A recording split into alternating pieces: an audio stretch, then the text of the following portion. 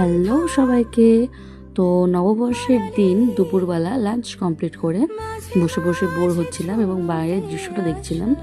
So সন্ধেবেলায় ইনি আমার জন্য হঠাৎ করে একটি কেক নিয়ে আসলো এবং বলল চলো ঘুরতে বেরোই। তো আমিও সেই মতন রেডি হয়ে পড়লাম। দেন চলে গেছিলাম চাকদাতে হালখাতা করতে। তো চাকদার ভিড়টা তোমরা একটুখানি দেখো।